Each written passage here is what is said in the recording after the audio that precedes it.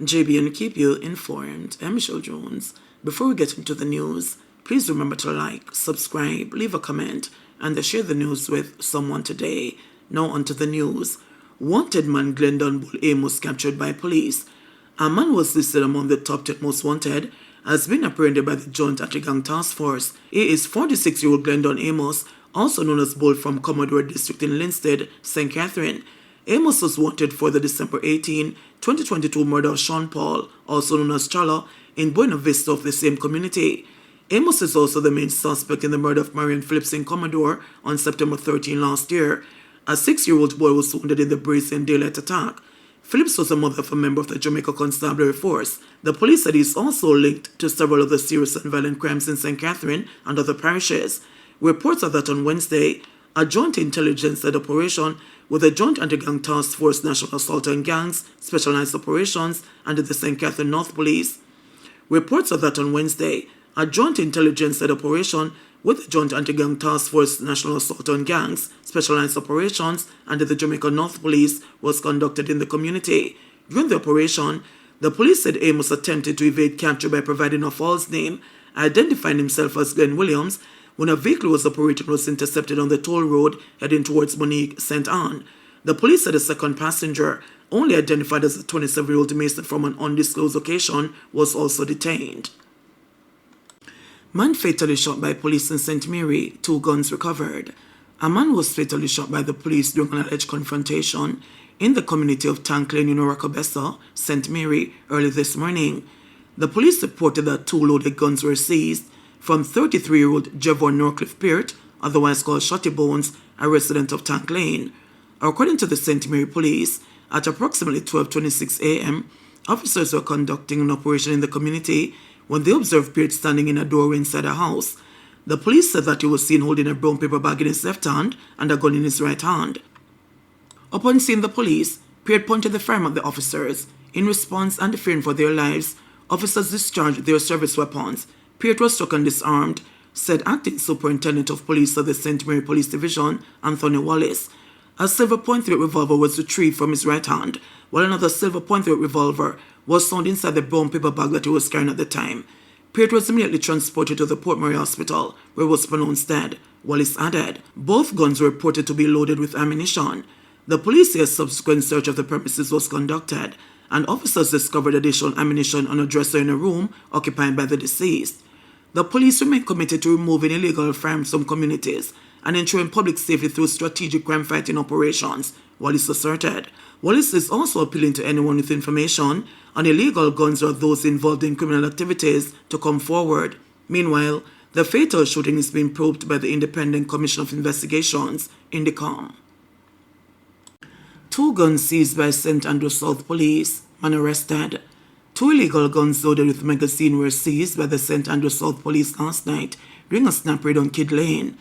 A man who was found inhabiting the house was taken into custody. His identity has been withheld pending further investigation. Reports from a lawman are that at about 10 p.m., the St. Andrew South Operational Support Team, acting on information, carried out an operation in the area.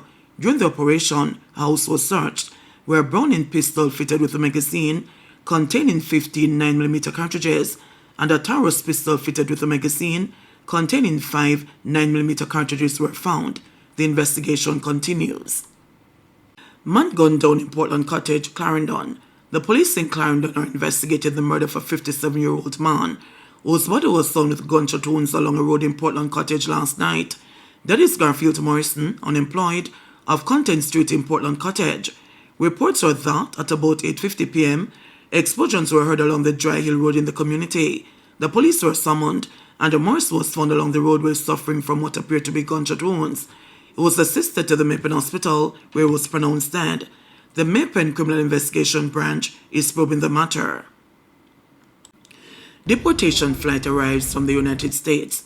The police high command says the deportation flight that arrived at the Norman Manley International Airport on Thursday is a routine one. Inferences have been made on social media suggesting the flight is tied to the immigration crackdown now underway by the Trump administration.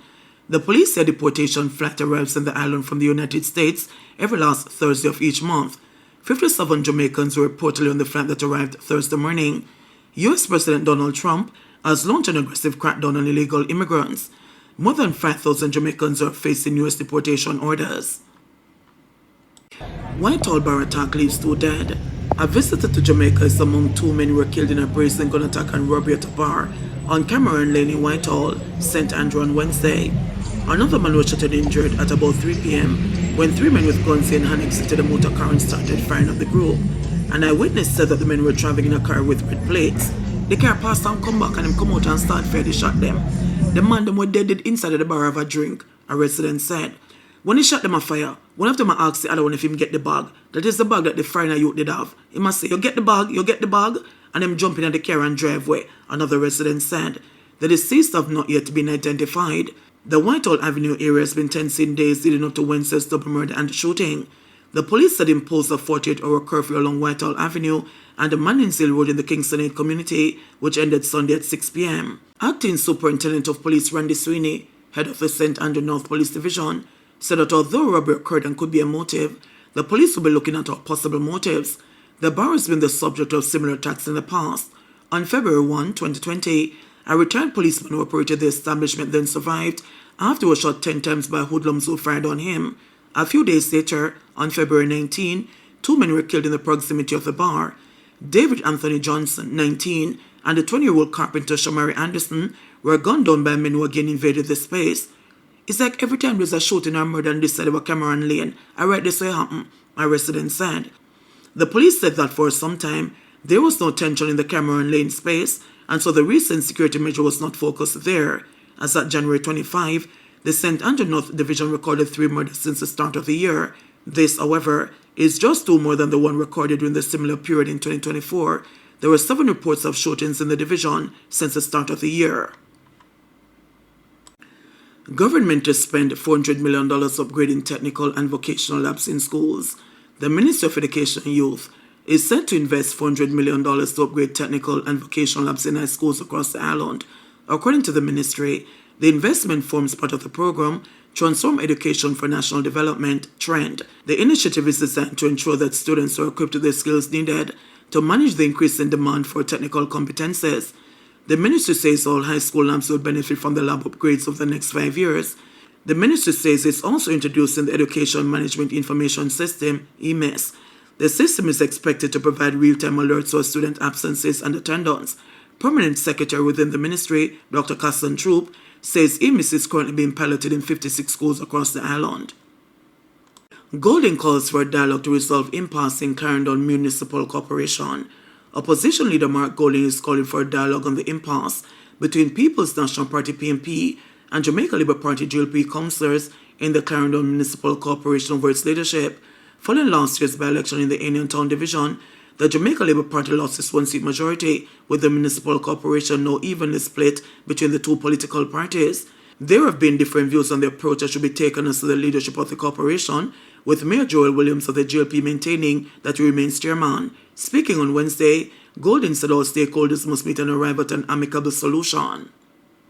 The fact of the matter is that there is an equality of councils in the Clarendon Parish Council, but the PNP division's total vote for the PNP exceeds that of the JLP. And so the principle enshrined in the Local Governance Act is that when that happens, the chairman comes from the side that has the most votes.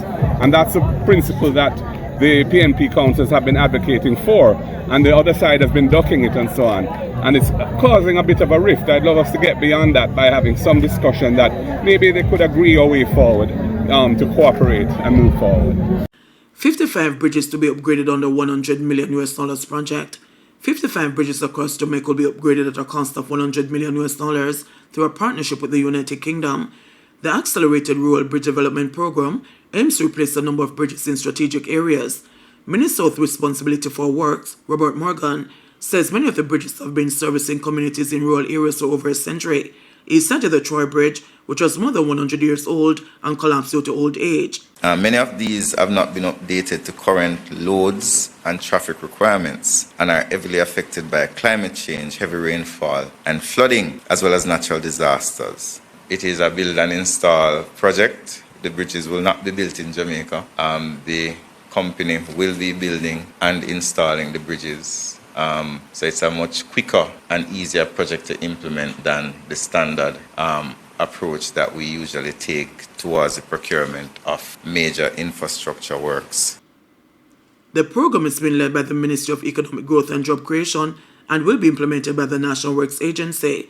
Bridges that will be upgraded include Bushy Park, Richmond Prison, Eden, Silver Hill, Bybrook, Rock and Ramble. JBN will keep you informed. Please remember to subscribe, like, share, leave us a comment, and click the notification bell to receive our daily news items.